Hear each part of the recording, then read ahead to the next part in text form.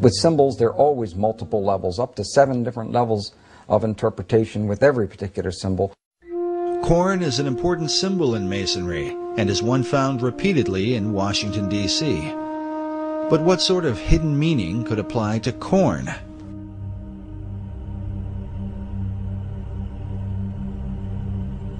In Hebrew, the word for corn is Dagon, which became the name of a Babylonian god. Some believe this same god was adopted by the Phoenicians under the name Dagon. While Dagon was often worshipped as the fish god, he was also the god of corn. His son was known as Baal, who was often called the son of Dagon or the son of corn. Now, corn, of course, if we're talking about pre-New World times, would be any grain or wheat. To complicate matters further, in the Old Testament, we find the children of Israel offering corn and wine and oil to Yahweh, the God of the Bible. Yet at some point, God's anger was kindled against them for turning the sacrifice into idolatry. In the book of Hosea, God says of Israel, "She did not know that I gave her the corn and wine and oil, which they prepared for Baal." Notice again this Phoenician version of Baal, as a bearded man with strong features. Could Baal have been the model for the bearded male images that appear throughout Washington, D.C.?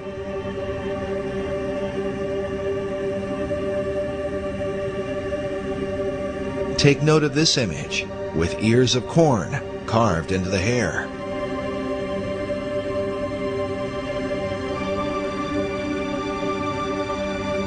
According to legend, Baal was once slain by the god of death and taken into the underworld.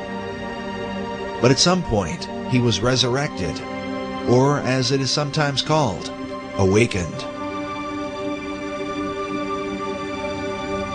At Haynes Point in Washington, D.C. is found this mysterious statue of a bearded giant rising up out of the ground. Or perhaps out from his grave.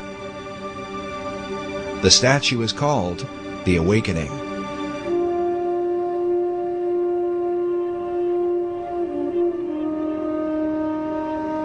According to the Masonic Encyclopedia, another symbol for resurrection is the Egyptian obelisk, which is the shape of the Washington Monument.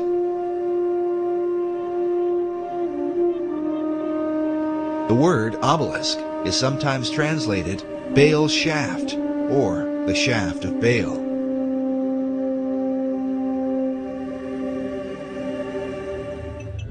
As a result, critics of Masonry argue that Baal, not Yahweh, is the real God to whom Masons perform their ceremony. It's not until you get to the Royal Arch degree that all of a sudden you realize who God is, or what the name of God is. It's hidden for a long time. In fact, you're told that there's this hidden word you're supposed to search for. But it's not until you finally get to that degree that you realize that His name is revealed. It's believed that at the higher levels, the Masons secretly worship Baal under a hidden and unusual name. As you go higher up into Masonry, you learn the secret name of God, which is a secret and the lost word that the Masons in the Blue Lodge seek. They already know it. It's Jobulun. It's a combination of Jehovah, Baal, and Osiris. It's a deity that is not the God of Abraham, Isaac, and Jacob.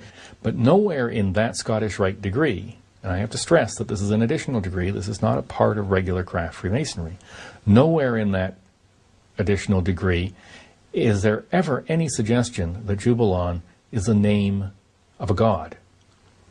What it is a amalgam of 3 different words, which in ancient languages was the word for God. Coyle's Encyclopedia of Freemasonry, he admits on page 516 that Jebulon is basically a composite of 3 different names of different gods. Je, meaning Jehovah, or the Syriac name of God, as he says.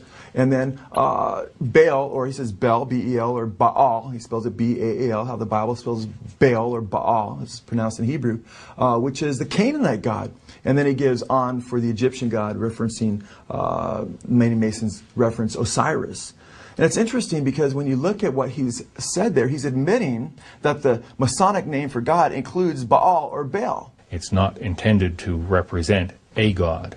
Its only use in the ritual is as a password to gain entry to the lodge. It's a demonic god. It's Baal worship. That's what you're involved in. It is the word for God in 3 ancient languages, 3 ancient civilizations. And that's all it is. The Mason is actually worshiping Baal, Jebulon, Je-Baal-on, and Osiris, and just using the name of Jehovah, which is also wrong because God warns not to use his name in vain. Freemasonry is often attacked and accused of being a religion simply because it promotes a belief in God. But nowhere in the teachings of Freemasonry does it promote any specific attributes of God. See, belief in God is faith. Belief about God is religion. From a biblical Christian standpoint, and as a Christian, I have to really take issue with this because there are many scriptures from Genesis to Revelation that condemn idolatry and worshiping other gods. In Freemasonry, to make it easy for men of all faiths to meet together, we use the expression great architect of the universe. Now that's not a name, that's a description. Much the same as grand geometrician is a description of an attribute of God. Grand geometrician or great architect refers to his attribute as the great creator. But men of all faiths can accept that description of their God. God warns about an admixture or a synergism or a synchronistic view of mixing different gods with his name. And that's something he's very clear about that we're not to do. In fact, it's interesting, Baal or Baal is depicted in the New Testament by the Jews as well as Jesus. He's called the ruler of demons. It's another name for Satan. Most scholars agree that Baal became synonymous with the devil. Yet Masonry insists its view of God is without definition. For the Mason, the corn, wine, and oil ceremony might as easily be dedicated to Baal as to any other god. Nevertheless, the conflict between Masonry and its critics goes on. Freemasonry is rationalist and humanist. It is not superstitious, and it is not involved in the occult. A lot of Masons don't have a clue as to the fact that the Masonic God is basically Satan. I think that's supremely arrogant of anyone who's not a Mason to believe they know more about Freemasonry than a Mason does. May corn, wine, and oil, and all the necessaries of life abound among the people of the world. And may this building be continued and preserved to the latest ages. What do these things really signify? Could it be an occult ceremony representing some sort of demonic conspiracy, as some suggest? Or is it merely a harmless practice to honor an ancient tradition? To investigate these things, we first review the beliefs of the secret societies that came to America. It is clear that the arcane symbolism in Washington, D.C. begins with them.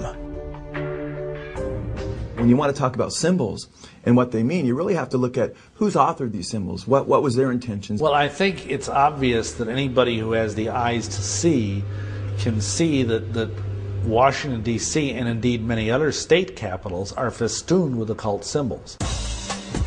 Because these symbols come from the esoteric realm, it is important to define them according to the thinking of occult philosophers. Symbols reveal and they conceal. And that's why they're used and that's why they're so important. They reveal to those who have eyes to see and ears to hear. And they conceal from those who do not have the eyes to see or ears to hear.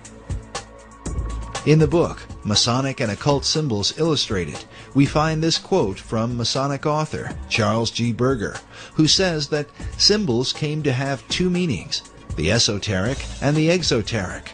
The esoteric meaning was the true or original meaning, understood only by a few and closely guarded by them. The exoteric meaning was the invented or modified explanation intended for the many.